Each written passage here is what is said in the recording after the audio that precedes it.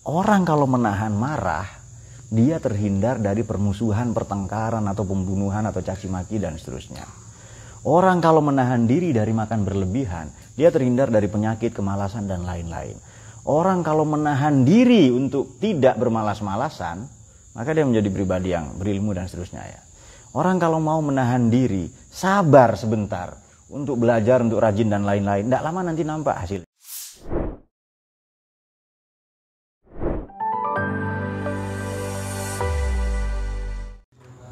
Allahumma shalli ala sayyidina Muhammad.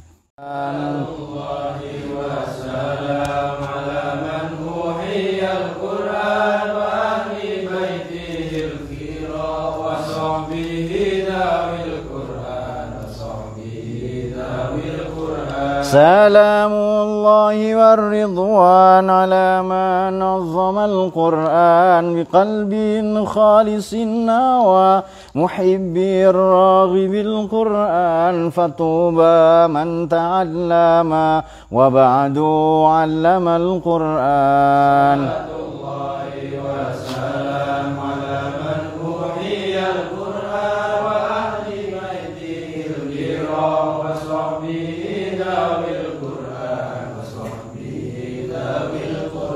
ودام عند كل حين مرتلا تلا القرآن مجودا وخاشعا ومفهما معنى القرآن وعاملا جميع ما حوى وما اقتضى القرآن.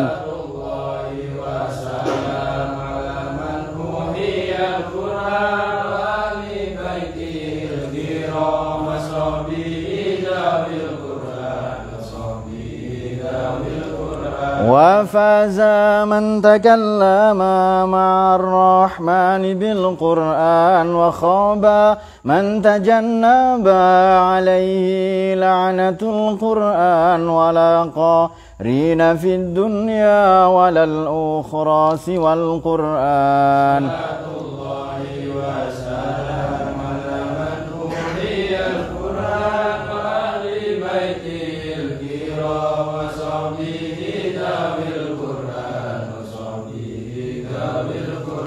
فيا إلهنا اجعلنا من الآهال في القرآن وزدنا علما نافعا بما علمتنا القرآن أمتنا في حسن الختام مع القبول بالقرآن. آمين آمين.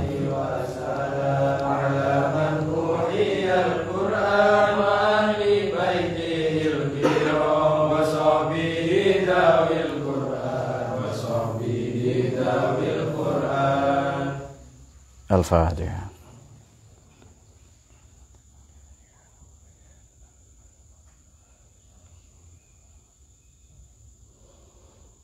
Bismillahirrahmanirrahim. Salatu wassalamu ala sayyidina Muhammad Rasulullah wa ala alihi washabihi wa ala.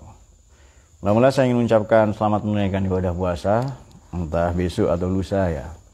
Yang berpuasa, kalau yang berpuisi, kalian yang jatuh cinta ya selamat menunaikan ibadah puisi. Baik, kemarin sudah dibahas ahlan wa sahlan atau marhaban ya. Marhab itu apa, kemudian Ramadan itu maknanya apa dan seterusnya ya.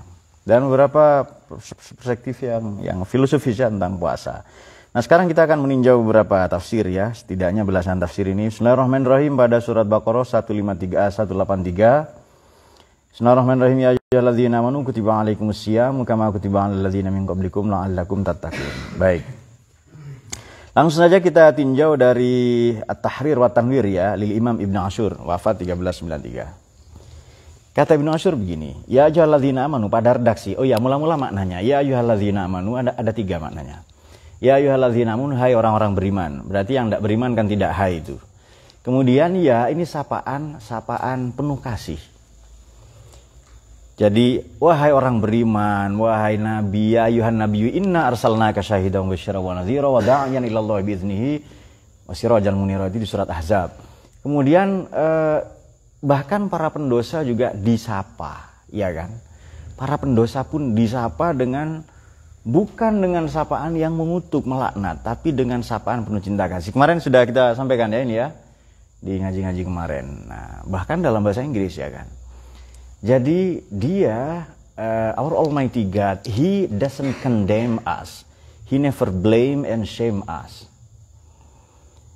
The way how to address His creation, mean us, we are, which full of sinner, by saying word which full of peace and love and tranquility, dengan ucapan penuh cinta kasih, kedamaian dan lain-lain. Jadi dia memanggil kita yang penuh dosa melampaui batas ini, seperti kata surat Zumar 53, ya ibadiyah, wahai hambaku, oh my slave ya. Ini kan ungkapan penuh cinta kasih. Apalagi ya ayyuhalladzina amanu. Padahal amanu ini orang imannya sedikit. Jadi itu makna pertama, ya ayyuhalladzina amanu, hai orang-orang beriman, itu maknanya imannya masih tipis. Mungkin mu'alaf, baru masuk Islam. Mungkin dia tua umurnya 20, 30, 50, 60, tapi baru kenal agama. Hatinya baru terpaut kepada Tuhan. Jiwanya baru terpaut, terpatri kepada agama misalnya. Maka dia masih muda. Ada ujar-ujar bahwa orang alim itu tua meskipun dia masih muda. Jadi arti pertama apa tadi? Ya ayyuhalladzina amanu, psych, relax saja. Hai orang-orang beriman artinya, wahai orang yang baru saja menapaki jalan iman. Artinya dia sudah beriman tapi baru saja menempuhnya. Dia belum punya konsistensi. Dia belum multazim di sana. Belum ada iltizam ya, bisyiddatil iltizam, dengan komitmen yang kuat, belum. Nah, yang kedua makna ya ayyuhalladzina amanu adalah memang sama ya, hai orang-orang beriman. Ini kan terjemahnya sedepak ya gini-gini tok ini memang wahai orang-orang beriman ya sudah.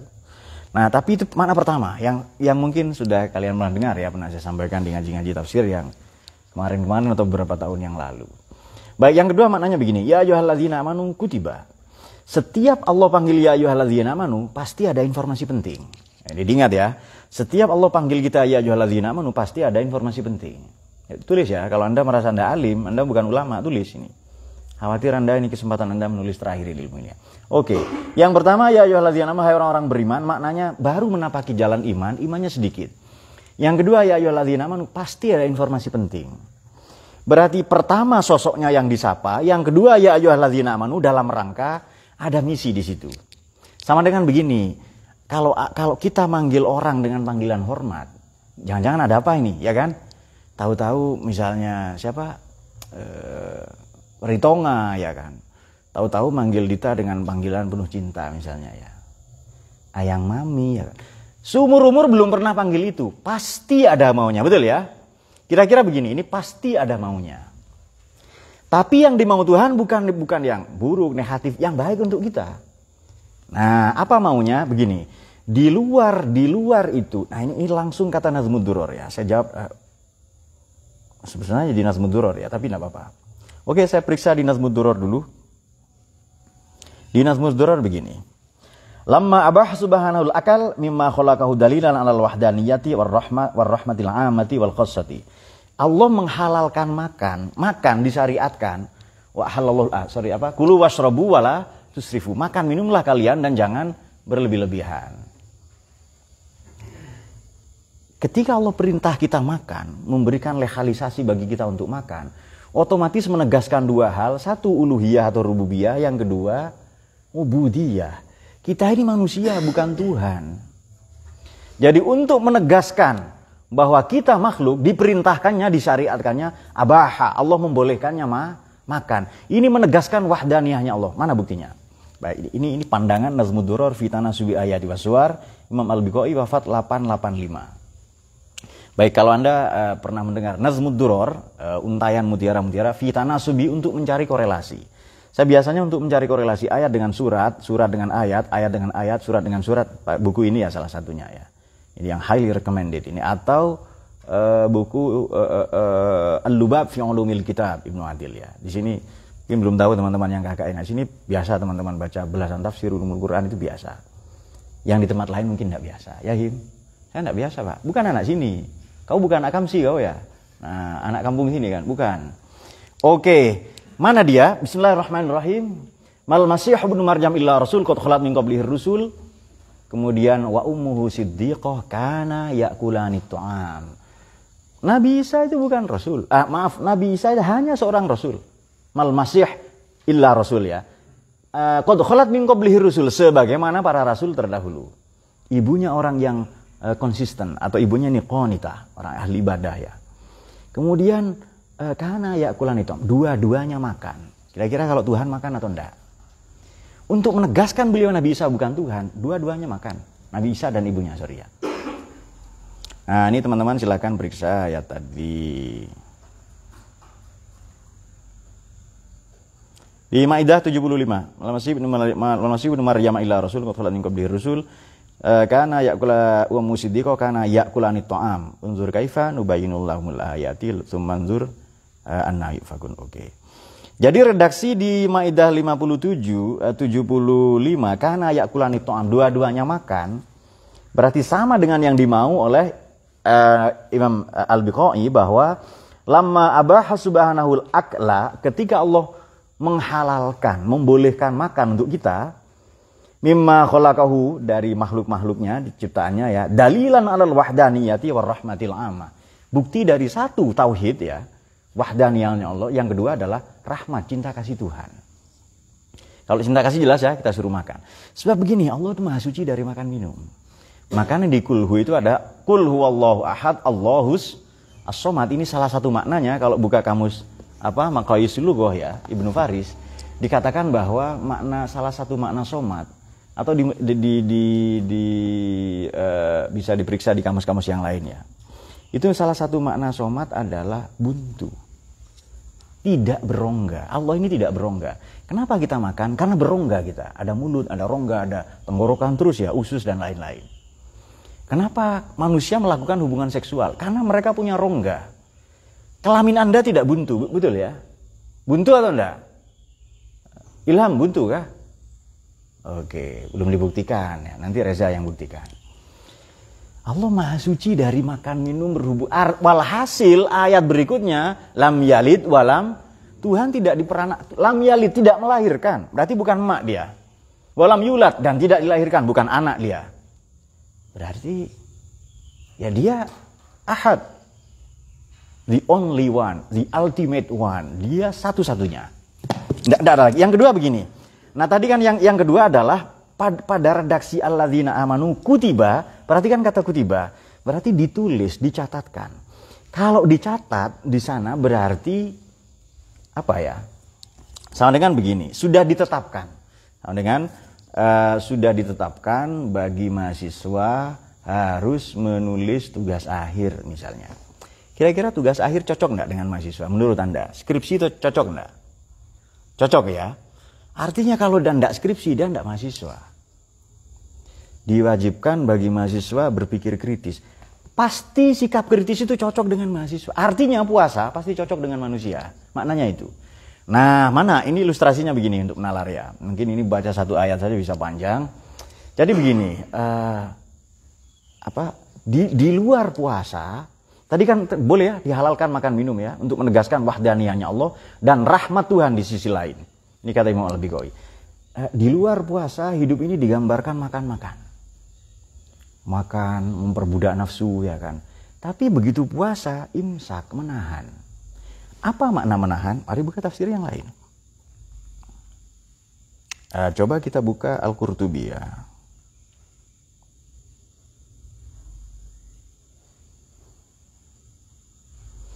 Oke, atau kita membuka Al-Mawardi. Mari kita membuka tafsir An-Nukat wal Uyun Imam Al-Mawardi, wafat 450, tafsirnya An-Nukat wal Uyun. Bismillahirrahmanirrahim. An-nasiyama fi syara' innama huwa imsakun an mahdzuratis siyam fi zamanihi. Jadi imsak ini puasa ini maknanya imsakun, menahan diri, anil mahdzurat, dari mamnu'at. Mahdzurat ini mamnu. An mahdzurat artinya mamnu'at, sama dengan mamnu'at ya, sinonimnya. Menahan diri dari yang terlarang. Contoh misalnya begini.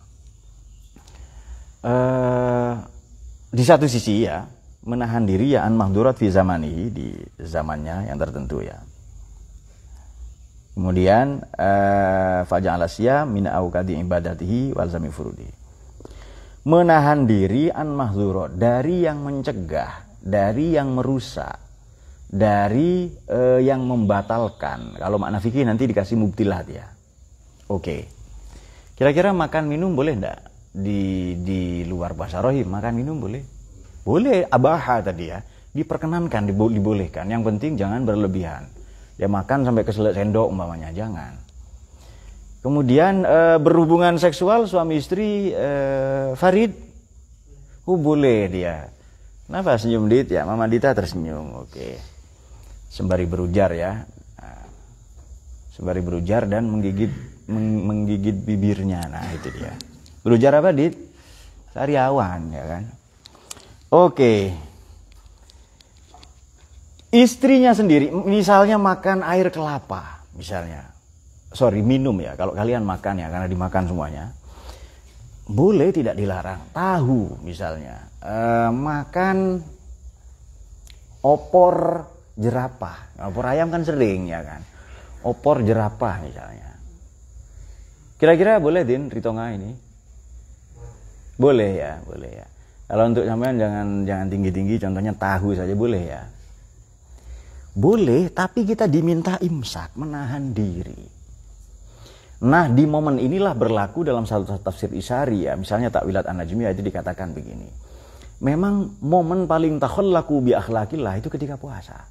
Kita bisa meneladani akhlak Tuhan. Bisa berta'addub ya, bi adabil hadrah dengan adabnya hadratillah itu justru ketika puasa. Makan minum boleh, tapi nunggu kapan Reza? Nunggu azan maghrib. Nah itu dia. Pri, istri sendiri boleh enggak Pri? Tapi nunggu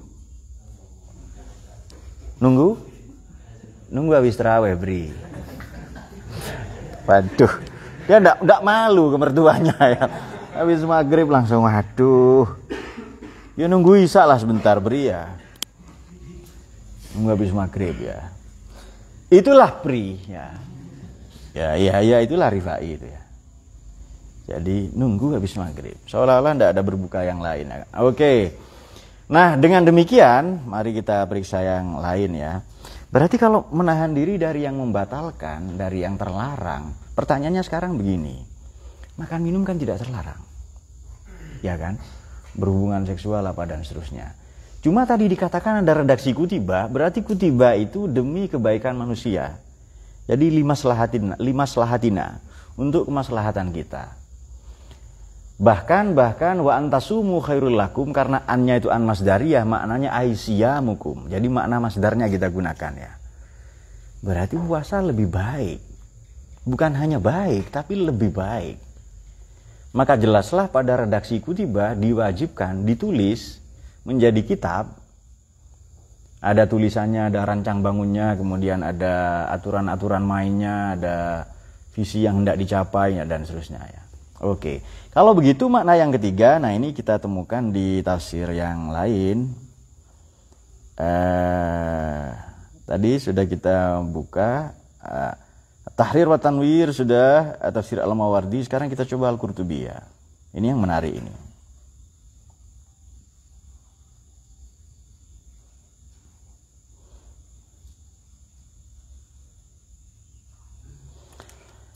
Baik. Ternyata puasa ini untuk menjadikan kita manusia. Ini panjang ya teksnya di Imam Al-Qurtubi, ini wafat 671. Tapi nanti sebenarnya tujuan puasa ini untuk menjadikan kita manusia.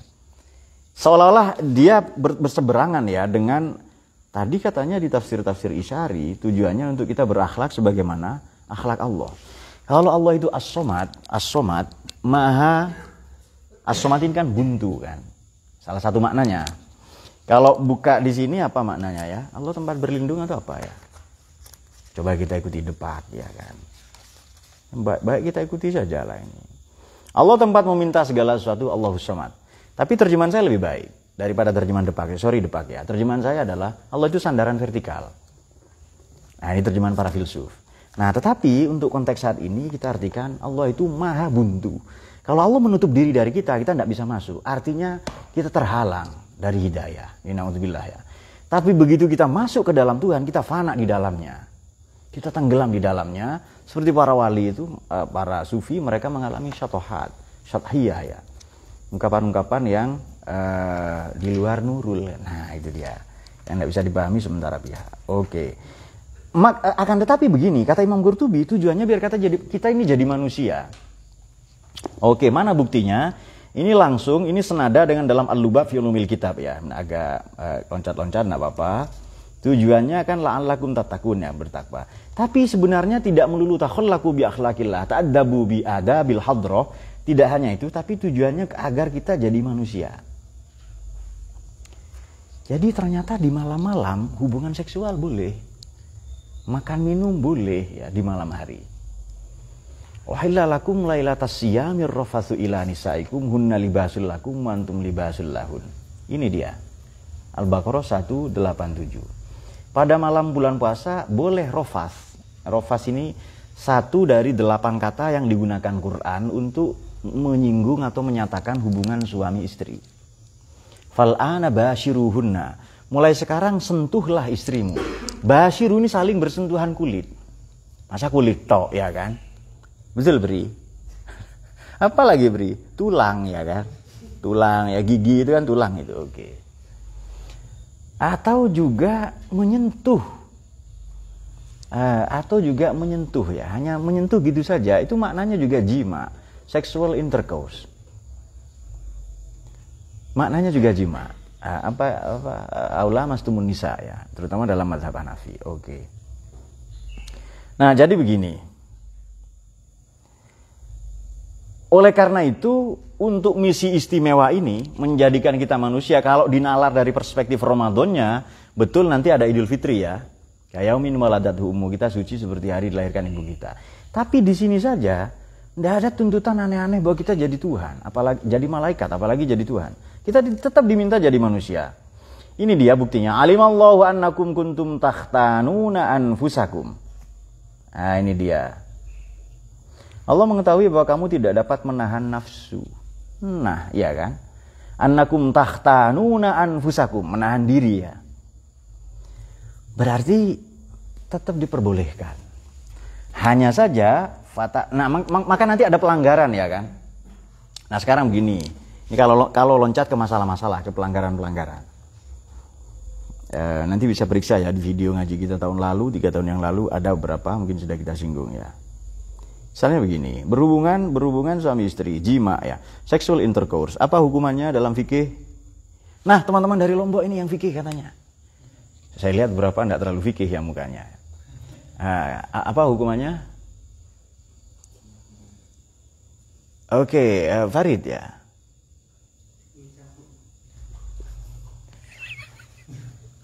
Dia jima dengan istri di bulan puasa. Apa hukumnya? Dengan istrinya sendiri loh ya. Buat selama? Iya, oke sudah ya, puasa ada boleh. Oke. Kalau membatalkan puasa dengan makan, apa hukumannya? Jawab. Kodok saja kah? Padahal makan halal, jima halal. Kenapa jima lebih berat? Ya. Kenapa? Kenapa? Ini seharusnya Anda yang konsentrasi fikih tahu ya kan begini. Oke. Baik. Itulah kenapa mungkin Tuhan mentakdirkan kalian datang kemari ya kan ya, salah satunya. Tahu alasannya? Makan halal kah? Minum? Kenapa tidak ada kafarot, tidak ada sanksi di situ? Sementara jima langsung 2 bulan gitu. Pernah mikir begitu? Padahal pelanggarannya sama-sama boleh kok. Jima ini halal. Bahkan ibadah di luar puasa loh ya. Makan minum sama. Tapi kenapa? Nah, itu dia. Ya, seharusnya Anda pikirkan. Kalau belum ketemu nanti akan kita jawab lagi, Didi. Nah, kita belum membahas ke sana ya, tapi sekurang-kurangnya iya ya. Kenapa ya? Kalau dikatakan karena puasa ini sangat agung, Pak. Pelanggarannya sama kok, makan juga melanggar. Kan nanti ada problem-problemnya. Ini problemnya urut ya. Ini kemukjizatan Quran. Quran ini urut sekali dan sangat sistematis dan sangat luar biasa. Kalau orang mengatakan Quran ini berantakan ayatnya, Pak. Dia belum baca Nazmud Duror fi Tanasubi Ayati Wassuar atau Al-Lubab fi Ulumil Kitab. Berantakan, Pak. Ini habis surat ini, habis ayat ini ya. Kok tiba-tiba begini? Ini setelah cerita puasa, setelah itu cerita tentang doa. Setelah itu cerita tentang jima dengan istri di malam hari.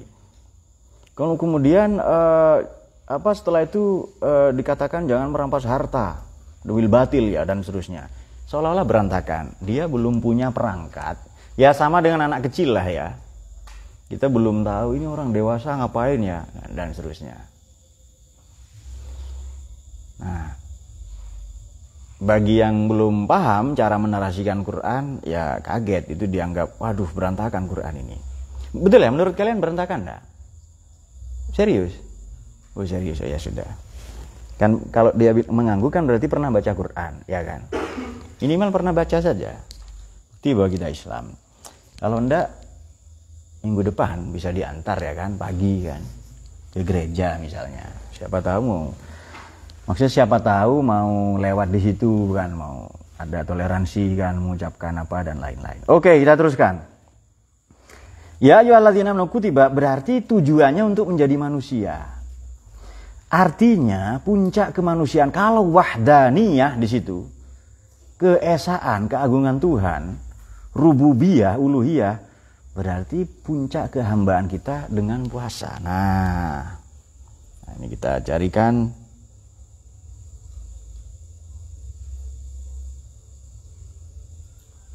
Oke. Ini dia. Apa sih alasan Allah menjadikan puasa ini min aukadi ibadatihi wa alzami furudihi? Ini dalam Imam Al-Mawardi dalam tafsir An-Nukat Bang Uyun. Apa sih alasan Allah menjadikan puasa ini sebagai ibadah paling kuat? Puncak ketuhanan kemakhlukan. Bahkan di dalamnya ada apa? Enggak sendirian kan? Ramadan ini kalau tamu dia enggak sendirian. Dia bawa Quran. Jadi bulan Al-Quran dia. Month of Revelation. Kemudian bulan untuk kita menunaikan zakat. Berarti membawa zakat juga. Yang zakat itu materi, jasmani, tapi yang rohani adalah tazkiyatun nufus, purification of soul ya, penyucian jiwa. Kemudian di situ juga ada Lailatul Qadar, ada tarawih, ada tadarrus. Jadi Ramadan ini sangat lengkap sebenarnya. Ini tidak kita dapati di bulan-bulan lain atau pada ibadah-ibadah lain misalnya. Nah makanya kalau kemarin puasa ini dari kata upawasa bahasa Sanskerta, mendekatkan diri dari kepada Dia yang Maha Esa atau Maha Kuasa. Tapi saum siam ini yang dengan makna imsak yang dimaksud menahan, ini lebih kompleks saya kira, lebih lengkap ya. Nah, mari kita teruskan.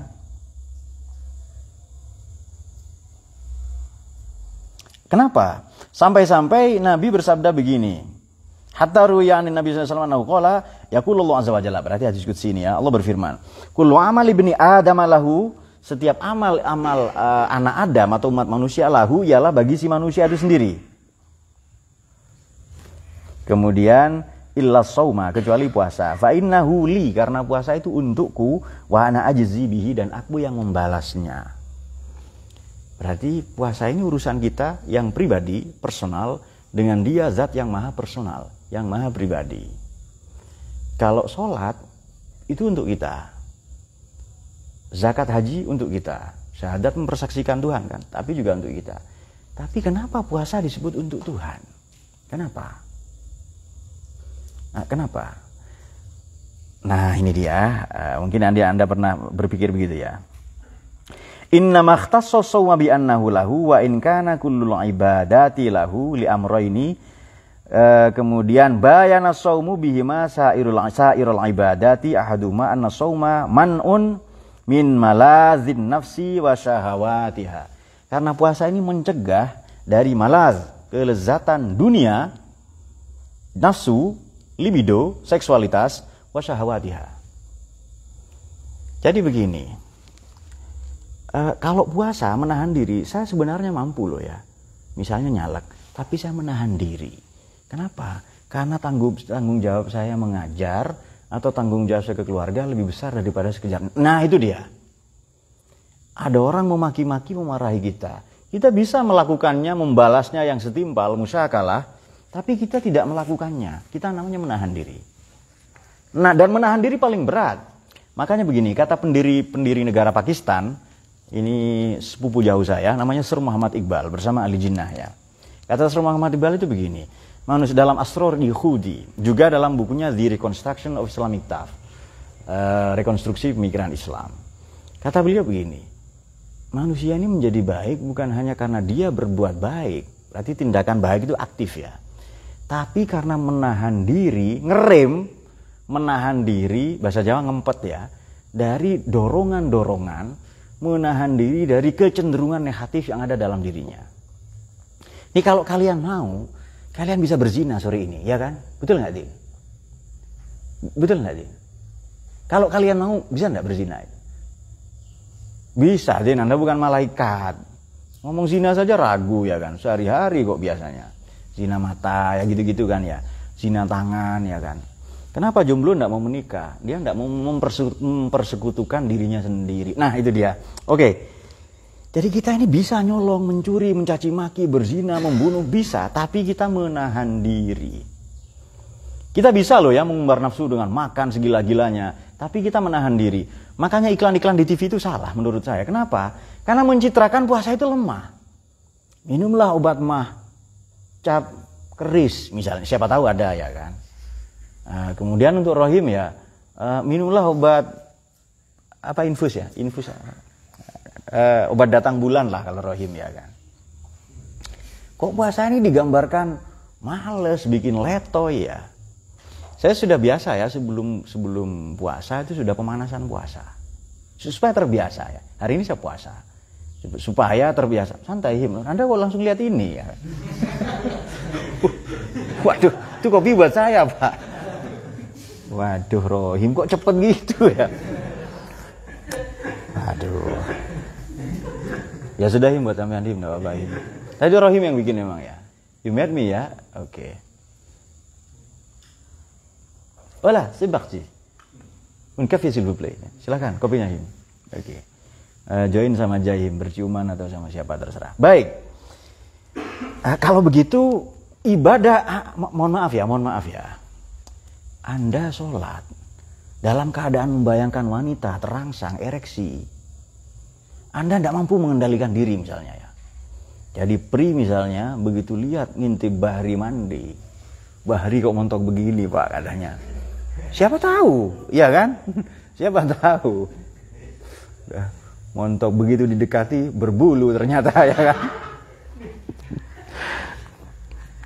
Nah berbulu kepalanya Pri. Berbulu ya. Oke, biasanya yang banyak bulu di badannya itu pinter panjat memanjat ya, betul ya. Namanya apa? Ya bekantan. Di Kalimantan ada bekantan ya, bekantan binatang itu. Beru ya kan, primata ya. Kalian taunya monyet toh, yang lain banyak ya. Oke. Jadi ibadah yang lain itu nampak pamrih kita.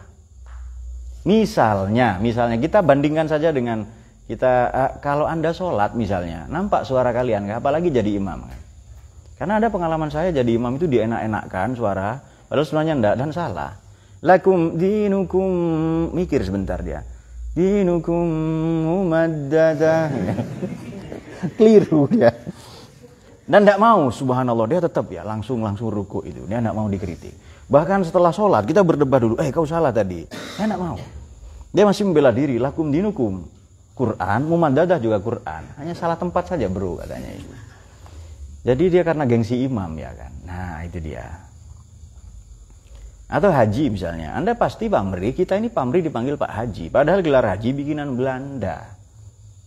Itu masih ada arsipnya di Pulau Kelapa. Kepulauan Seribu. Dulu masuk Jakarta Utara ya. Sekarang sudah jadi kabupaten sendiri. Saya pernah beberapa kali berkunjung ke sana ketika masih tinggal di Jakarta ya. Oke. Gelar haji ini bikinan Belanda. Nabi Muhammad tidak disebut haji. Haji itu orang yang melaksanakan haji. Jenengan ya. Kalau kalian sedang di sana, di Kulon sana, Anda sedang sa'i, sedang tawaf ya, sedang wukuf misalnya di Arafah. Itu Anda dipanggil haj. Anda dipanggil muzaki kalau berzakat, Anda dipanggil musolli kalau sholat. Haj ketika kalau sudah pulang ke Indonesia. Ya paimin kalau namanya. Jangan haji. Paimin, dulmatin, dulajis ya. Mbok jasingkem, mbok siapa lagi ya. Seharusnya dipanggil sesuai nama. Ya sudahlah bibi lah kan. Jangan panggil aku anak kecil mama yang ada gitu kan. Nah, tapi kenapa dipanggil haji kenapa? Ini Belanda begini. Jadi misalnya begini, kampung sini ya. Kampung Tempoyak lah misalnya. Misalnya ada kampung Tempoyak ya kan. Di kampung Tempoyak ini, di kecamatan ini misalnya dulu namanya Kawetanan ya. Satu orang haji.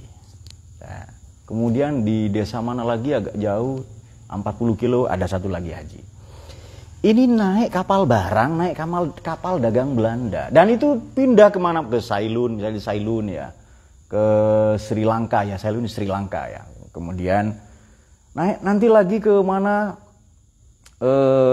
Jadi kapal ini bukan untuk tujuan haji sebenarnya. Kapal ini berdagang. Ke India dulu, lalu ke selatan sedikit Sri Lanka, Asia Selatan ya kan. Kemudian nanti geser lagi sebelum ke Arab ini kemana lagi.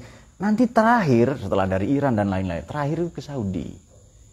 Itu pun ke pelabuhan untuk berdagang. Nah, jamaah haji Indonesia ikut kapal itu. Nah, tapi dulu haji ini lama. Jamaah haji Indonesia bisa ngaji dulu. Misalnya kepada Syekh Nawawi Banten di sana ya. Kemudian Syekh Arsyad Banjari, Syekh Arsyad Banjarmasin misalnya. Ngaji kepada ulama-ulama lah di sana ya. Nah, sudah begitu atau ke Syekh Yasin Padang. Begitu selesai ngaji, tumbuh semangat juang, fighting spirit untuk memerdekakan bangsanya. Tumbuh ya, perlawanan ke Belanda, ke penjajah, ke kolonialisme itu ada. Maka kata Belanda, pakai peci putih, pakai serban, panggil dia Pak Haji atau Bu Haji. Artinya kalau ada keributan di kampung ini, kampung Tegalsari misalnya ya, di kampung Tempoyak tadi ada keributan, melakukan perlawanan represif, tindakan represif melawan penjajah, ciduk saja hajinya. Jadi pakai kopiah putih disebut haji, pakai serban disebut Bu Haji, itu pola identifikasi kolonialisme. Cara Belanda mengidentifikasi orang-orang yang nanti melakukan perlawanan. Iya kan? Begitu Belanda pergi kok masih mau disebut haji. Itu kan aneh ya. Nah tapi sudah ini kan budaya. Apa ini budaya Pak? Budaya Indonesia. Ya sudah. Tapi kalau kau tidak dipanggil haji jangan tersinggung kau. Kan begitu seharusnya. Ya misalnya Rohim, panggil Rohim saja. Kepeliger ya Pak. Sakit leher. Kepeliger ini bahasa Jawa Pak. Keseleo bantal dia. Bahasa Betawi robot gede. Kepalanya tidak bisa nengok. Kaku dia. Begitu dipanggil Pak Haji, dia langsung Masya Allah. Nah, gitu ya. Sini nak, sini dia langsung kasih rokok juga ya kan. Nah kalau Reza dan Maman, untuk Maman tidak sakit ya, masih sakit ya, oke. Kalau Reza dan Maman kan gila hormat ya kan. Ya. Dia orang yang sering dolim kepada mikrofon ya, dia tok mikrofonnya dia, oke. Umroh saja maunya disebut haji, padahal baru umroh, ya kan.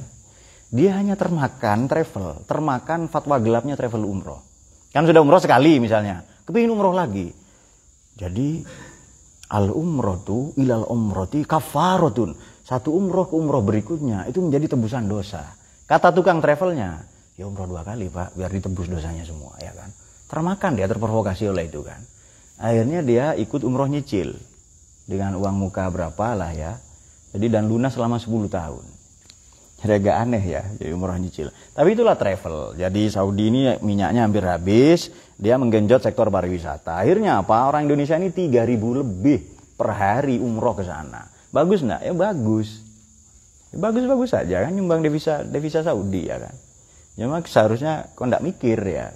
Dibikin diplomasi saja lah. Diplomasi supaya ya jangan sebanyak itulah biayanya haji, umroh dan lain-lain. Itu tugasnya orang-orang Jakarta, kita enggak tahu ya. Tugas orang-orang kabinet itu loh, Anda nggak tahu kabinet nggak usah. Oke. Menteri-menteri itu yang tahu ya, pokoknya alat-alatnya negara. Oke. Jadi Nabi ini nggak disebut haji, nggak disebut haji. Imam Ghazali disebut haji kah? Kalau Nabi disebut haji, wa asyhadu anna haji Muhammad, wa anna haji Muhammad dan Rasulullah, ya kan? Nggak disebut haji dia. Maksud saya begini. Kenapa sih ini kan produk budaya, ini kan bikinan Belanda. Ini kan bikinan Belanda. Dan ini kan bikinan penjajah, sama kayak sekolah itu bikinan penjajah. Mau ya diganti kenapa sih? Kenapa enggak mau kita merubahnya? Schooling system itu bikinan Belanda. Standar dari Papua sampai Aceh sama. Belanda itu kalau Anda pernah ke sana ya, saya pernah beberapa negara, juga ke Eropa ya. Kalau Anda pernah ke Belanda, jadi mungkin enggak ada seperempatnya Jawa Timur ya, kecil banget ya.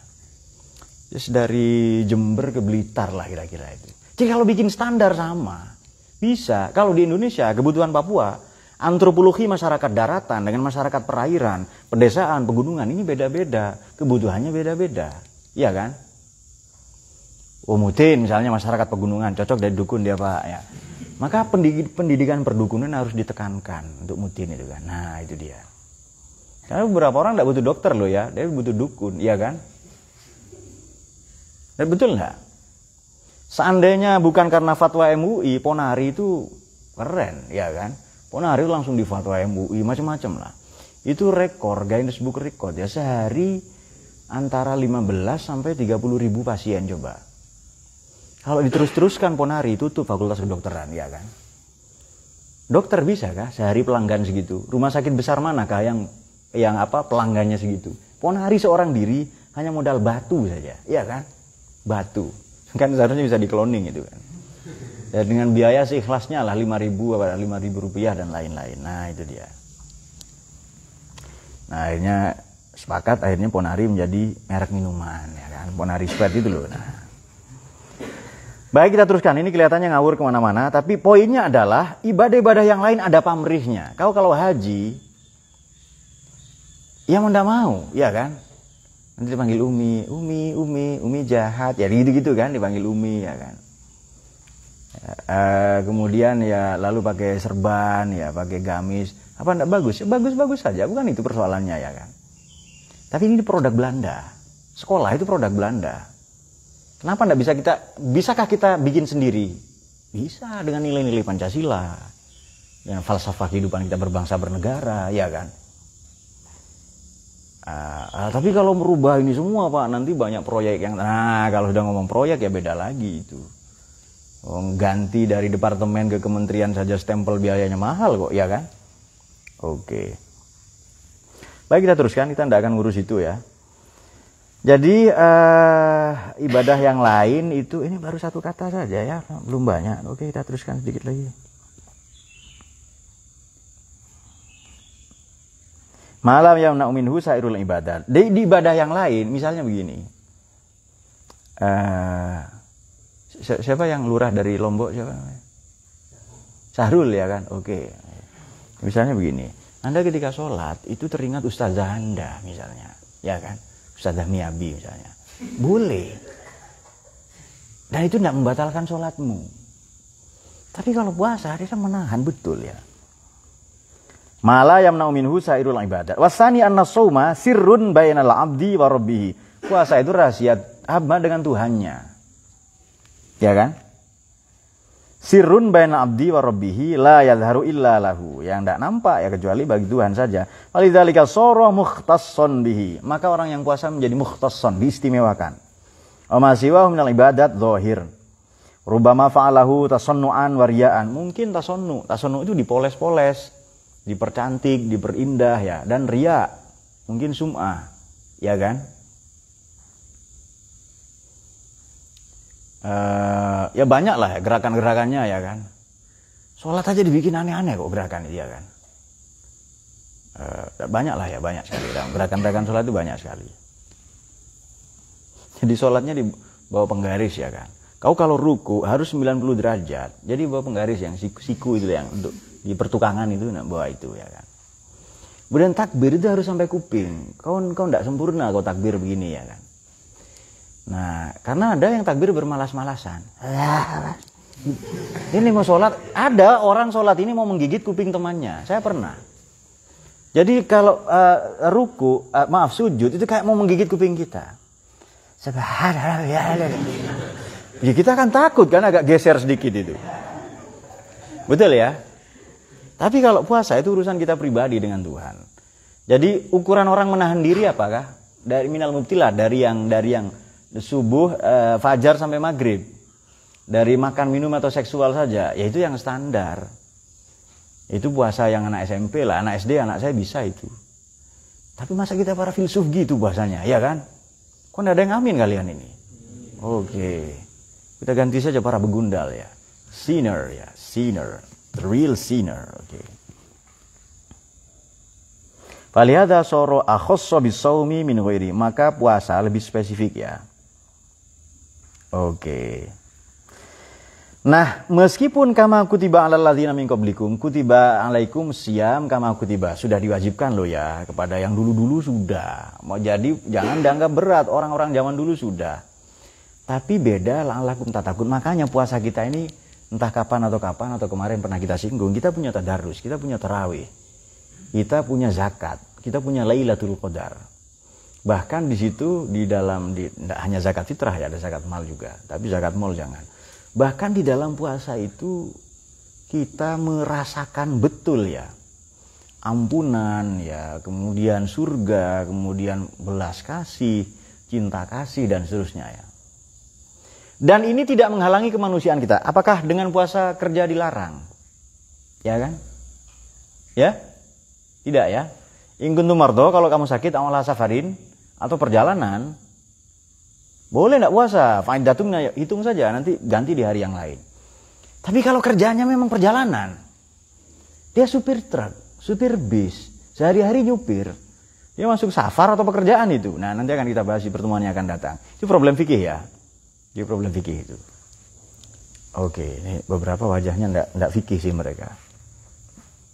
Beberapa wajahnya ke ustadzah yang dari Jepang tadi. Oke, kita teruskan. Bismillahirrahmanirrahim. Satu ayat saja kita baca. Ya ayyuhalladzina amanu kutiba alaikumusiyam kama kutiba alal ladzina min qablikum la'allakum tattaqun. Nah, sekarang tattaqun. Siam maknanya menahan, tattaqun maknanya terhindar. Nyambung enggak di situ? Ini kita analisis teks dulu ya. Seperti nanti bisa diperiksa di At-Tahrir wa Tanwir ya Imam Ibnu Asyur. Siam maknanya menahan, imsak, tattaqun maknanya terhindar.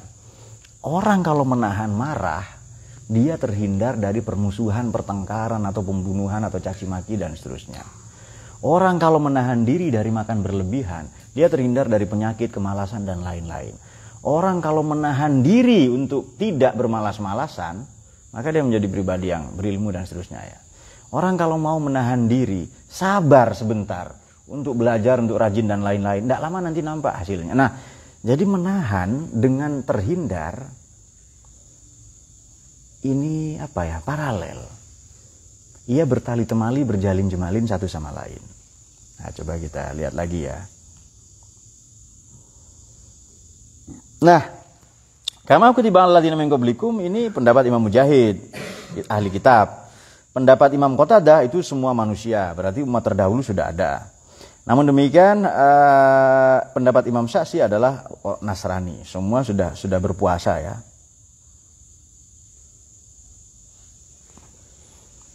Nah, ada perbedaan pendapat di sini, katanya sifatnya ya puasanya dan lain-lain ya, antara Yahudi, Nasrani, ahli kitab dan lain-lain. Nah, tetapi ada sabda Nabi ini, baina saumina wa saumi ahli kitabi adalah aklatus sahar. Perbedaan puasa kita dengan ahli kitab itu makan sahur. Tasahharu, ada sabda Nabi ya, fa inna fis sahur barakah. Fa inna fis sahuri barakatun. Sahar seakar kata dengan sihir, maknanya remang-remang. Jadi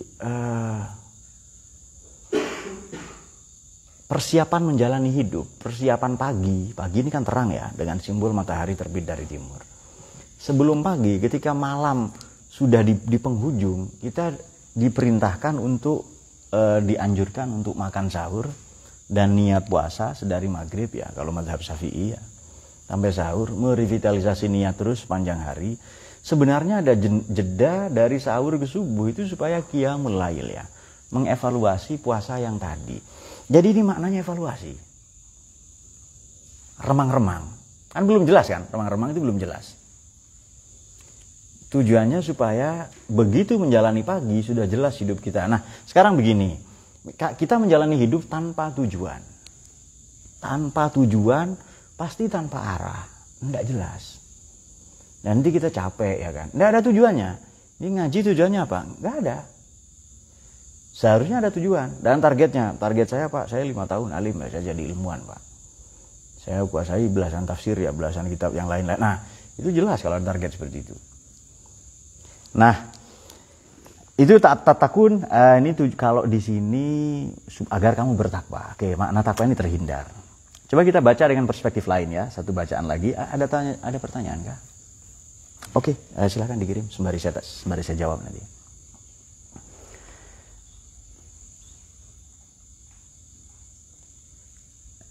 Please send it. Oh, already. Okay, thank you very much.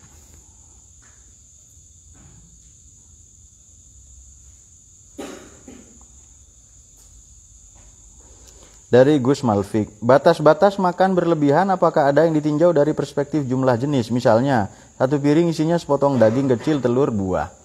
Nah, yang berlebihan itu perut Anda ukurannya. Kalau Anda makan daging sampai makan tempe sampai nampak di tenggorokanmu ya kan, sampai tidak bisa noleh, itu berlebihan. Nah, makan yang baik itu sabda Nabi ya sepertiga, tapi menurut kesehatan malah lebih rendah dari itu. Jadi Nabi itu masih toleran menurut saya. Kan sepertiga ya di perut ya, untuk sepertiga makanan, sepertiga apa lagi? Air ya, seperti lagi rokok ya, sepertiga apa? Oh, udara ya, gas. Oke. Sepertiga ya. Malah menurut medis tidak begitu. Menurut kesehatan ini di WHO ya.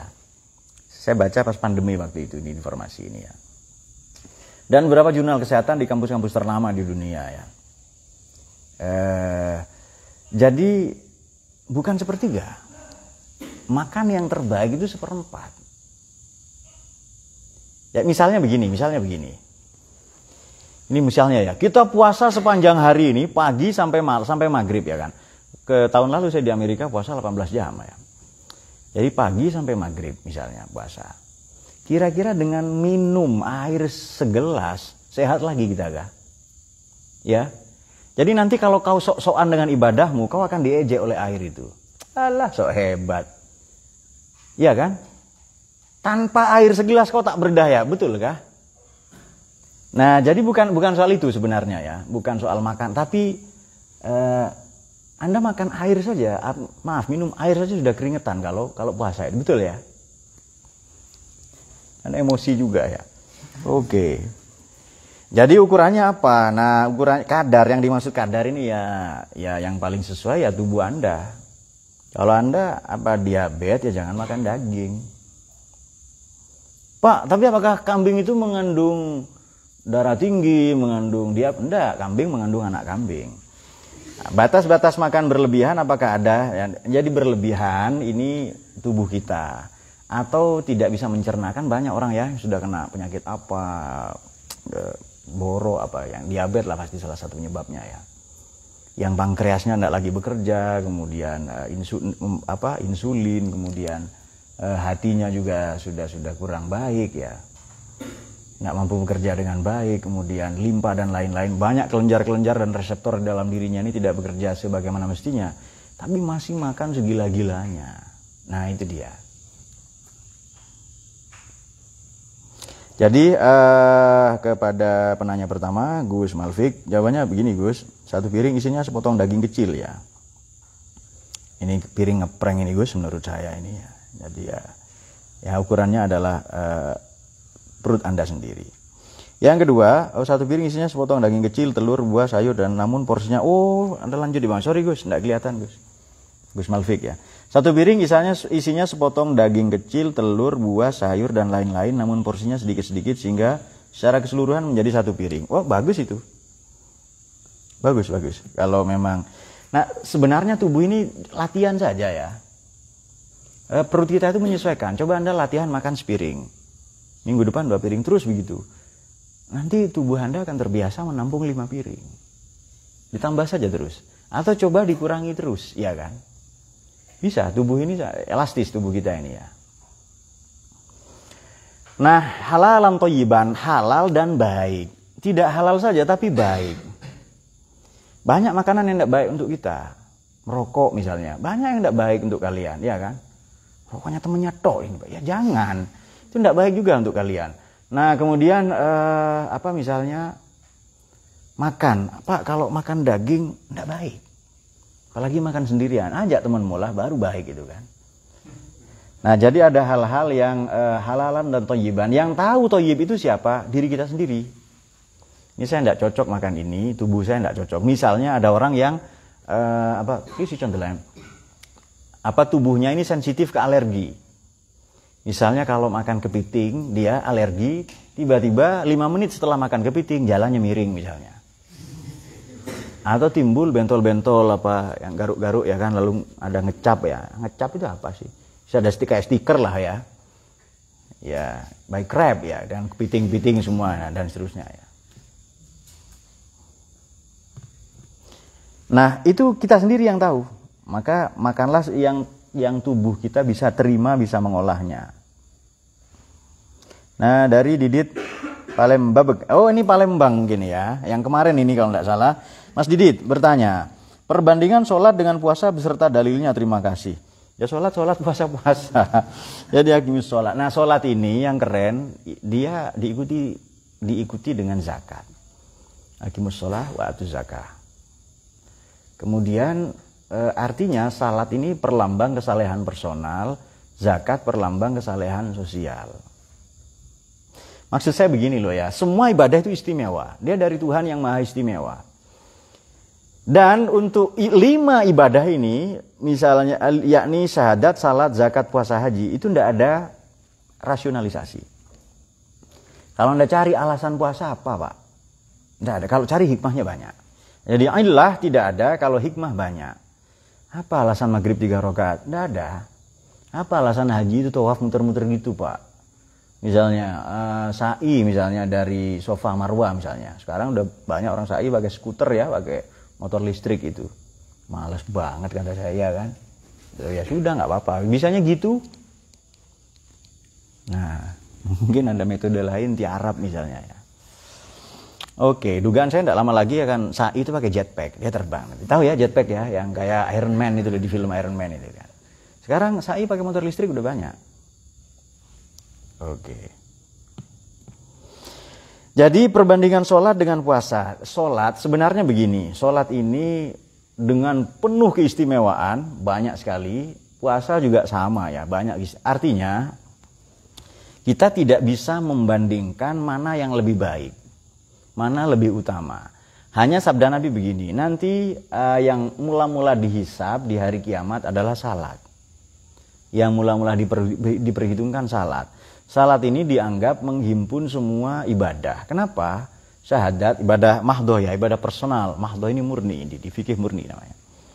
Ibadah personal. Jadi syahadat ada di sholat. Kemudian zakat ada di sholat. Maknanya penyucian jiwa. Harus jiwa bersih, suci dan lain-lain. Puasa, sholat kan tidak boleh makan minum.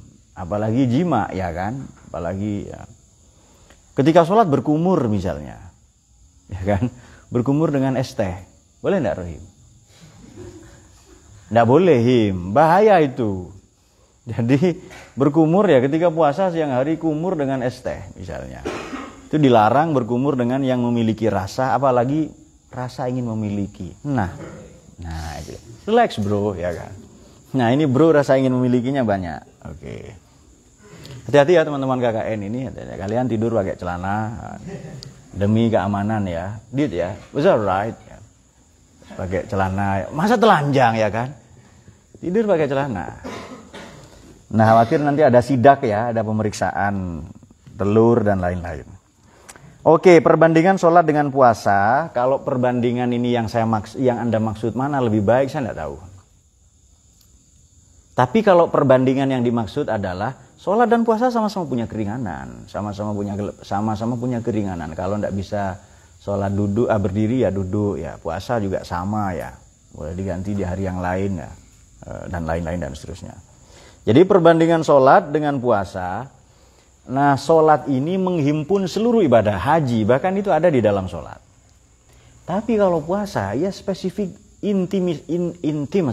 intimitas kita dengan Tuhan, kemesraan kita dengan Tuhan saja. Jadi kadar kita menghindar sejauh mana. Makanya tatakun takwa, menghindar, ya kan? Kita tidak tahu sejauh mana menghindar ini, menghindarkan diri dari dosa. Nah itu remnya hanya puasa. Dan itu kita bisa memiliki neraca masing-masing ya. Ini di luar puasa saya marah-marah. Tapi dengan puasa, mendingan lah marahnya tidak terlalu misalnya. Kalau tadinya marah-marah ini mukul-mukul tembok, maki-maki orang, dia marahnya langsung bagi-bagi sembako misalnya. Kan enak itu. Ya kan, langsung ditulis sama Ritonga, tanggal berapa, nah kan. Dia mau datang di situ. Nah, kalau dalil sudah banyak. Dalil ini banyak sekali. Tadi pun dalil ya. Dalil wajib, dalil yang banyak sekali kalau dalil-dalil. Yang jelas, sholat ini pakai fi'il amar. Kalau mau cerdas membaca Quran, sholat ini perintahnya fi'il amar.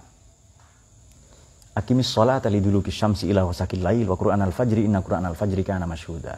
Qimus sholah atuz zakah. Itu perintah. Jadi protokolnya untuk kita itu dengan kata perintah. Berarti kita ini jauh ya. Namanya diperintah disuruh kan. Berarti anak-anak.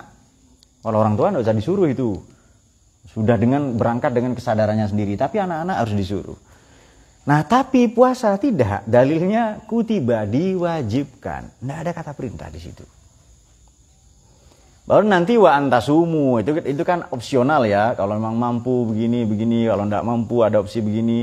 Wa antasumu khairul lakum. Sekiranya kalian berpuasa maka lebih baik. Nah itu pun bukan kata perintah. Itu fi'il mudhari yang itu tadi hanya dengan al-masdari aja. Nah, berarti jelas di sini ya. Kalau itu perintah dan sholat itu sehari-hari. Kalau puasa kan tidak, tahunan. Ya haji juga ya, zakat juga sama.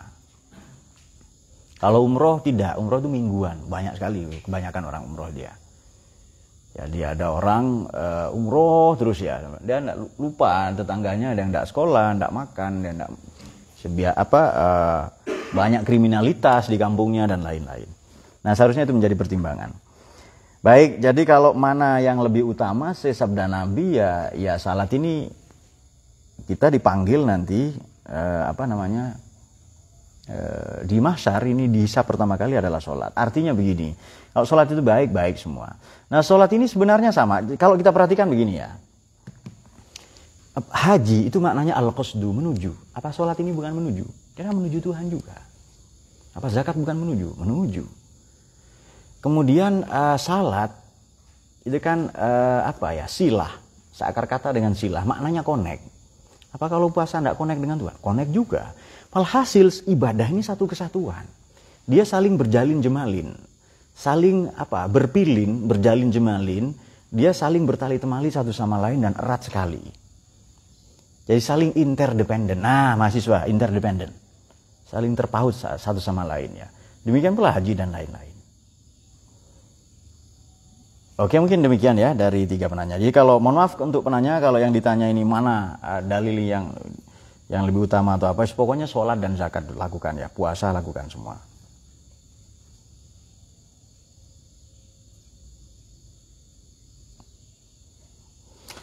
Baik, ini dia dari Bapak Zubair. Teman saya pernah bertanya, jika saat bulan puasa kita mandi tak sengaja gayungnya tertelan, apakah puasanya diterima? Ini kalau tidak sengaja, Mas.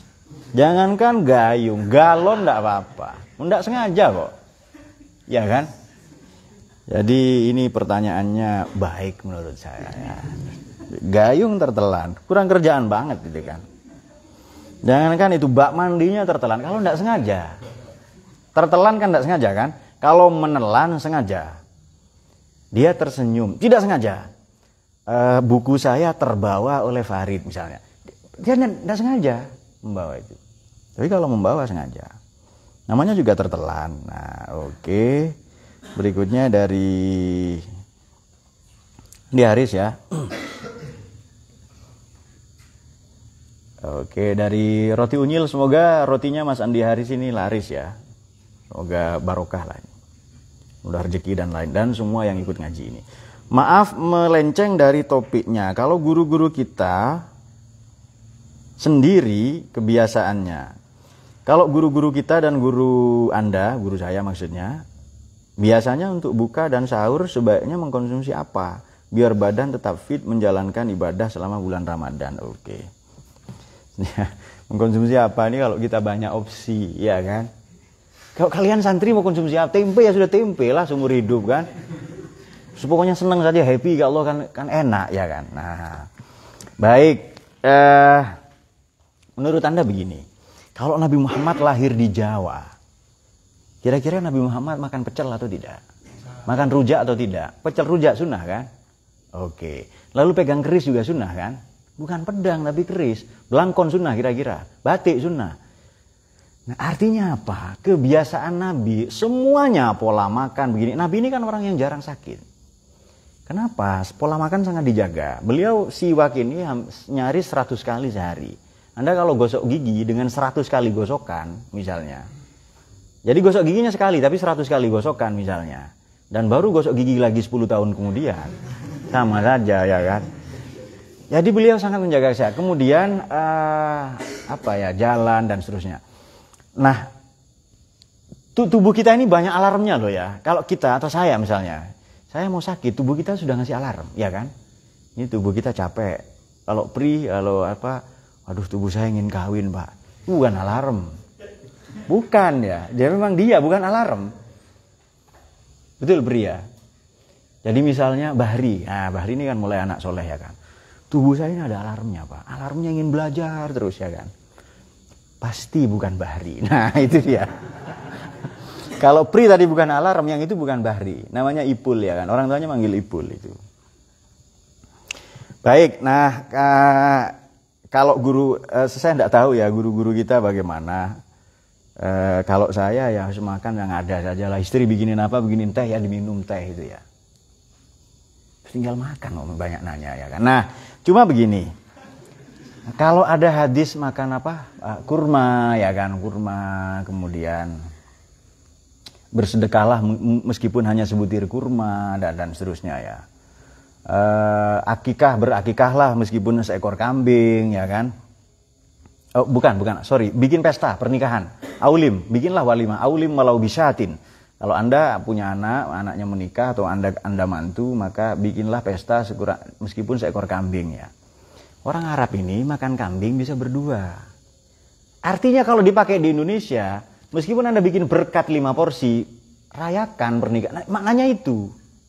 Kalau orang Arab, kambing guling dimakan berdua. Kadang dimakan sendirian. Kalau kita di sini kambing kan puluhan orang cukup ya kan. Nah, betul Rahim ya. Nah itu dia. Maksud saya begini, hukum-hukum, tradisi-tradisi, kebiasaan sesuaikan dengan daerah kita. Nah malah menurut saya tubuh ini punya sensitivitasnya peka justru ketika puasa. Di luar puasa kita tidak peka. Kenapa? Ya makan terus itu. Makan terus ya dengan mujahid. Nah mungkin menurut saya untuk Mas Haris ini yang terbaik adalah roti unyil ya. Karena beliau ini jualan roti. Das konsumsi roti ya dengan air hangat ya. Kalau saya kan tidak senang minum es. Orang lain mungkin senang minum es. Minum yang dingin-dingin lah ya mungkin ya.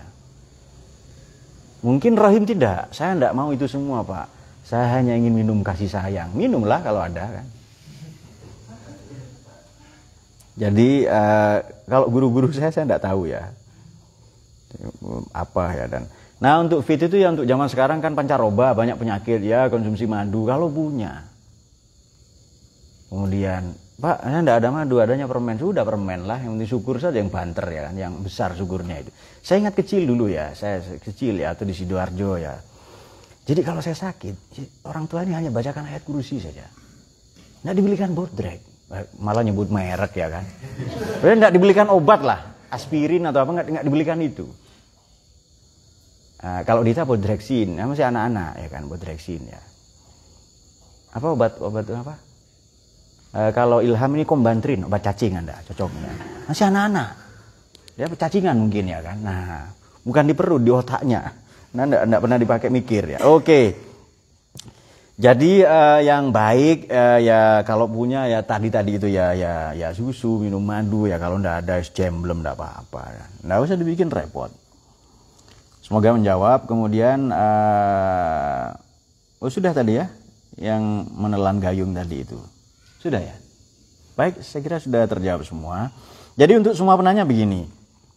Puasa ini perayaan kita menjadi manusia. Manusia itu makan, minum, berhubungan seksual gitu ya. Hanya saja kita dikasih jeda, seandainya, ini seandainya, saya berandai-andai, seandainya. Misalnya ini ada kumpulan tafsir surat An-Nur misalnya. Seandainya tulisan ini tidak ada jeda, bisa kita baca kan? Bukan tulisannya saja yang memberi makna, tapi jeda juga memberi makna. That's how you have written down in Filsafat untuk Pemalas. Itu sudah saya tulis di Filsafat untuk Pemalas. Silahkan beli buku itu. Tidak dibaca Pak, urusan Anda. Kan urusan negara, Anda pinter atau enggak. Oke, jadi tulisan ini bisa dibaca gara-gara ada spasi. Bukan hanya ada tulisannya saja. Ini kenapa bisa kita baca misalnya I'rabul Quran? Karena ada spasinya. Ya, salah satunya, di samping ada harokat ya. Ada harokat kalau belum bisa. Kalau sudah bisa baca tanpa harokat ya tanpa harokat. Berarti Ramadan ini memberi jeda, spasi. Makanya kemarin marhab ini kan adverb of time, adverb of place. Tempat berhenti sejenak, rest area. Nah itu dia. Berarti tempat kita berhenti sejenak, merevitalisasi diri, memulihkan niat, mendetoksifikasi racun-racun dalam diri yang menghilangkan racun dan seterusnya. Ada lagi kah? Oke, ternyata banyak ya. Sirojuddin. Jadi saudara Sirojuddin pernah dengar katanya ketika mandi terus ada air tak sengaja masuk ke jauf maka puasanya batal. Mohon penjelasannya. Namanya tidak sengaja. Kok itu? Anda dipaksa itu loh tidak batal. Misalnya diintimidasi. Misalnya contohnya di sini Mudin misalnya dipaksa. Ayo makan misalnya, suruh makan dia. Kalau enggak kau saya pukuli. Memang disiapkan betul alat pemukul, penjepit kelamin, gergaji mesin misalnya. Maka Anda harus makan. Karena nyawa Anda taruhannya, betul enggak Mudin? Batal puasa? Tidak, itu terpaksa. Mohon maaf ya, ada orang misalnya diperkosa Pak. Dia bukan dihukumi zina, dia diperkosa, dipaksa itu. Kata Dita, tapi saya menikmati Pak. Itu urusanmu ya kan, itu urusan Anda. Jadi dipaksa, misalnya dipaksa, ya dia tidak batal puasa. Anda tidur ya, tidur apa? Tiba-tiba ada orang mempermainkan Anda. Apa dia mempermainkan ya? Just pokoknya ada orang melakukan adegan-adegan dewasa. Apa Din kok sampai gini-gini Din? Relax bro. Ritonga ini ya, aduh. Ngaji kok sempat mikir syahwat ya, tapi itulah Udin ya kan. Kalau dipaksa enggak apa-apa. Jangankan lupa, tadi kan enggak sengaja kan. Yang penting Mas untuk Mas saudara ini, saudara saya Sirojuddin, yang penting Anda pelan-pelan menyiramnya. Kalau Anda naik ke ketinggian 20 meter lalu loncat kepala di bawah, itu sengaja itu, ya kan? Nah puasa diam-diam juga enggak boleh ya, diam-diam minum teh, jangan. Diam-diam saja. Nah, itu dia. Kalau enggak sengaja enggak ada hukum bagi enggak sengaja. Nah ini sekarang ada pertanyaan lain. Dari Mas Sulhan. Pak, Bapak kok bisa menjadi ilmuwan gitu, ngajinya gimana? Ya biasa. Nah ini bahasanya bahasa Jawa bro, jadi jenengan iso ngalime ngoten niku ngajine pripun. Ya kalau ngaji Quran ya dari kanan ya kan, Arab, bahasa Inggrisnya. Terus pokoknya ngaji lah, saya kira ini barokahnya membersamai teman-teman juga. Him, jadi barokahnya Rohim juga sebenarnya, betul Him ya? Jawab Him, betul Him? Aduh. Baik, nah ini sekarang penanya dari Mas Sulhan Anwar. Ngajinya ya semoga Anda senang ilmu saja. Kalau Anda senang ilmu insya Allah bisa. Yang kedua dari pertanyaan dari berikutnya dari ruang kesadaran. Kenapa banyak orang sekolah atau kuliah untuk tujuan mengubah masa depan? Padahal guru dan dosennya masih mencari masa depan. Oke, masa depan ini bisa dirubah. Untuk penanya atas nama ruang kesadaran. Anda ngobrol bareng, sehat selalu Bapak? Sehat ya, oke. Ya, makasih ya untuk ngobrol bareng. Nah, ruang kesadaran, masa depan bisa kita rubah. The past is nothing in bahasa Madura. Ada proverb, ya, ada peribahasa dalam bahasa Madura. The past is nothing, while the future is listening.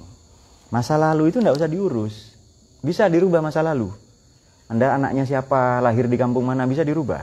Disyukuri itu nikmatnya Allah kita lahir di Indonesia. Pak, tapi bapak saya, orang tua saya petani, Pak. Alhamdulillah. Bapak saya pun petani, ya kan? Ibu saya lulusan SD. Ada ibu kalian yang sarjana. Wah, seharusnya lebih hebat kalian. Ibu saya hanya lulusan SD saja. Dan buta huruf ibu saya. Buta huruf Cina maksudnya. Huruf yang lain tidak tahu. Saya belum klarifikasi ya. Ya kan huruf Cina banyak kan, rumit sekali itu. Nah, masa depan, the past is nothing. Seburuk apapun masa lalu, ini quote dari Filsafat Untuk Malas, gelap apapun masa lalumu, masa depan tetap suci dan penuh harapan.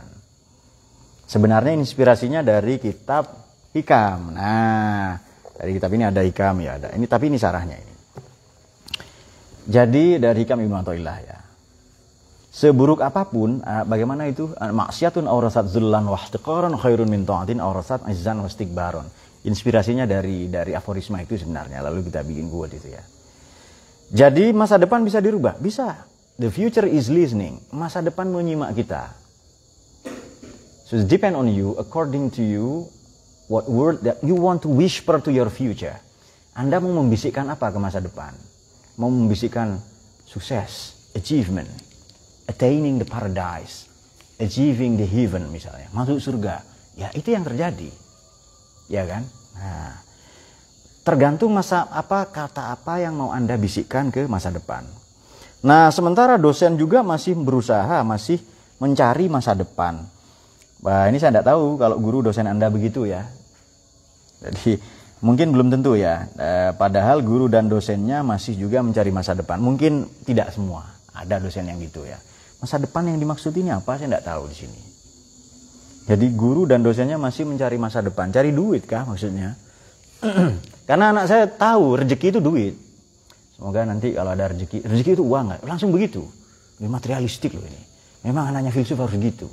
Iya kan? Rezeki itu uang ya. Langsung spesifik. Dan ini masa depan apa? Apa duit atau apa? Baik.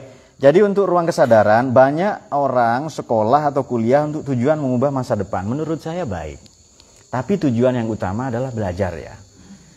Alih-alih mengubah masa depan atau apa, mula-mula yang dirubah dirinya sendiri dulu. Ada satu sudut di alam semesta, sudut itu yang paling Anda tahu, paling Anda kenal. Sudut itu pula yang sering menyesatkan Anda. Sudut itu pula yang sering mengkamuflase menjebak Anda, dan sudut itu bernama dirimu sendiri. And that corner is your life, yourself ya. Pada saat yang sama, that corner is your life. Dirimu, hidupmu. Maka kenali dirimu ya kan ada kenali dirimu, ada gnuti syauton dari siapa? Dari Nabiullah Sukrat ya alaihissalam. Itu ungkapan dari Nabiullah Sokrates alaihissalam. Nah, kata beliau, kenali dirimu. Menurut Anda siapa yang paling ditunggu untuk berubah? Ya, diri kita. Yang kita tunggu untuk menjadi baik, jadi soleh, diri kita. Yang paling kita tunggu untuk menjadi alim, menjadi hebat, bermanfaat untuk orang banyak, diri kita.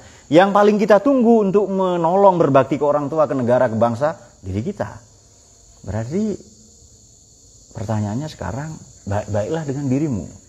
Rawatlah dirimu dengan baik ya. Din, Ritonga ini, rawatlah otakmu dengan baik. Tubuh ini harus dirawat, salah satunya yang puasa ya. Rawatlah dirimu dengan baik, tubuhmu terutama. Kenapa? Jangan berlebihan ya. Dirawat misalnya sulam bibir misalnya kan, bibirnya pindah sini. Nggak, itu kan berlebihan yang gitu, nggak usah. Bisa rawat ya, makan dengan baik, hidup dengan pola yang sehat ya. Sekarang kan makanan berpenyakit semua. Oleh karena itu, kan berpenyakit semua kan sekarang kan ya, sudah pestisida dan lain-lain. Waduh, ini penyakit semua. Apa enggak makan? Ya makan lah. Ya Him.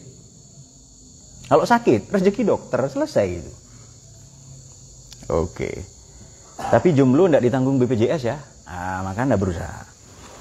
Maka baik-baiklah rawatlah dirimu, karena di sana otakmu berada, ruhmu berada, jiwamu berada, hatimu berada, supaya sehat, supaya normal ya. Salah satunya dengan puasa. Mungkin itu dari beberapa penanya. Oke, masih ada 2 lagi. Sekarang dari Zal Sablon. Semoga sablonnya lancar. Saya masih awam, cara wudhu yang benar pas puasa gimana? Ya wudhu seperti di luar puasa. Sama. Hanya ketika prawudhu berkumur ya, itu hati-hati ya kan. Misalnya Anda tengok kanan, kiri, tidak ada orang. Nah, iya kan?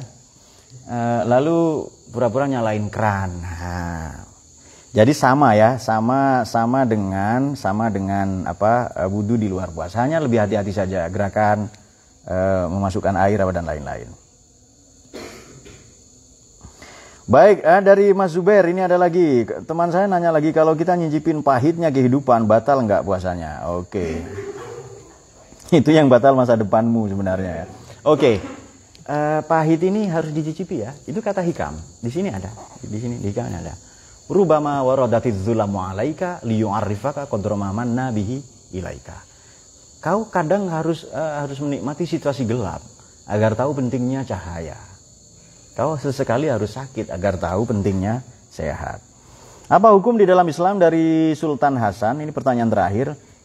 Hormat kepada Sang Merah Putih pada 17 Agustus menyalakan api unggun saat kemah. 17 Agustus hormat ke Merah Putih ini bukan hormat bendera ya. Dia menghormati negara.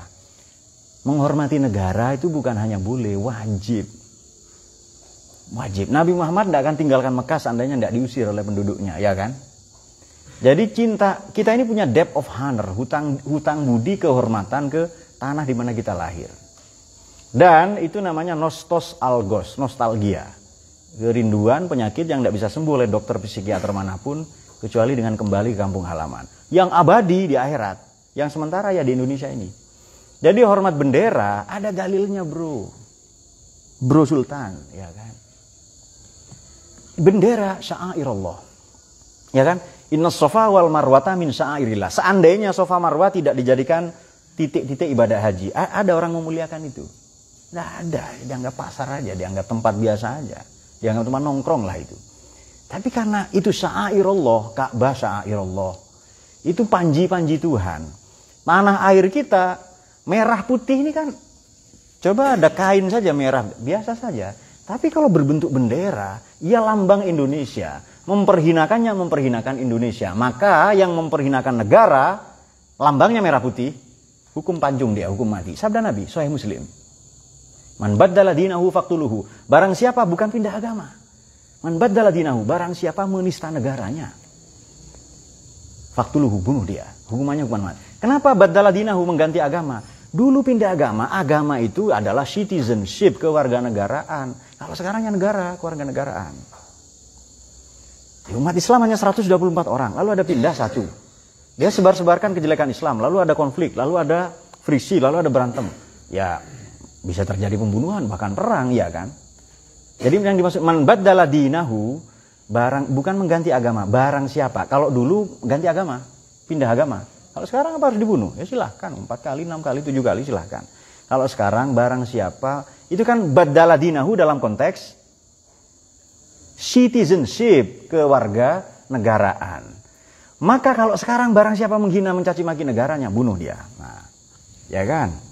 Kapok lah kau kasih dalil begitu. Enggak kapok, santai aja. Sultan Hasan ya. Jadi hormat bendera wajib. Wajib hukumnya. Karena dia hormat ke negara. 17 Agustus ya kan. Nah hormat ke orang tua, nunduk, mencium ya kan. Tapi jangan melebihi kayak sholat. Jangan mengalahkan Tuhan. Hormat bendera sambil tiarap misalnya. Melebihi ruku, itu yang tidak boleh. Kalau sekedar hormat begini, kita loh dalam sehari-hari gila hormat ya kan. Kita loh ingin dihormati sehari-hari itu. Dia sudah ustadz, kita nggak dipanggil ustadz ya kan. Marah-marah akhirnya. Nah jadi hukum di dalam Islam hormat kepada merah putih harus ya, wajib ya. Tapi bukan wajib seperti fikih, bukan itu ya. Karena cinta ke negara kita, cinta ke tanah air kita ini wajib. Menyalakan api unggun saat kemah ke pramukaan. Anda kalau menyalakan kompor juga boleh mas. Nyalakan lilin boleh. Kok api unggun dibahas? Nyalakan api unggun. Mau listrik terserah. Kompor pak, nggak apa-apa. Mercon silahkan. Ini benda-benda tidak ada hukumnya ya. Pisau ada hukumnya kah? Kalau preman yang pegang jadi haram, kalau ibu rumah tangga pegang jadi wajib. Kalau Dita misalnya, karena tukang jagal, ya harus, itu profesinya. Jagal yang betul loh ya, bukan jagal yang. Itu benda-benda tidak ada hukumnya. Tidak usah ditanya yang begini, seharusnya lihat. Tapi tidak apa-apa, ini bagus ini. Untuk edukasi ya, untuk edukasi bagus. Pak, apa hukumnya spidol? Ya kalau kau tusuk mata temanmu ya haram. Tapi kalau untuk nulis ya bagus, malah pahala. Nah, api unggun ketika kemah, ini memang... Saya tahu ya, siapa Mas Sultan Hasan ini ada memang. Kalau istilah Gus Baha itu cangkem elek ya kan. Ada orang yang kurang kerjaan, mulutnya nanya yang aneh-aneh begitu. Habis sholat wiritan boleh enggak? Kok wiritan dipersoalkan? Anda mau baca Pancasila silahkan, ya kan? Pak, saya habis sholat ini langsung baca Das Kapital Kalmat. Bagus, ya kan? Oke, ya, kemudian dan cinta kebudayaan. Nabi pakai surban itu budaya atau perintah agama? Jawab. Nabi pakai gamis itu perintah agama atau budaya? Budaya, betul, budaya. Karena perintahnya di agama menutup aurat. Terserah apakah Sultan Hasan dan orang yang Anda maksud di sini Rohim misalnya, Pak saya pakai kardus, silakan. Reza triplek, Dita terpal misalnya. Mutin pakai jimat. Jadi jimatnya berrol-rol ya, panjang dia lilit-lilit itu. Boleh ya. Apa raja misalnya. Pakai kelambu silahkan. Apakah termasuk Wahabi yang mengharamkannya? Nah, saya tidak tahu. Apakah termasuk Wahabi yang mengharamkannya? Nah, saya tidak tahu ya. Karena saya mau puasa. Sekarang pun masih puasa ya. Jadi saya tidak tahu apakah Wahabi yang mengharamkannya. Yang saya tahu itu mutamaslif, gerakan salaf palsu. Yang mengatasnamakan dirinya salaf itu mutamaslif. Nah, apakah Wahabi? Ya Allahu a'lam. Ya kan? Karena boleh jadi ada Wahabi yang soleh. Betul enggak? Betul.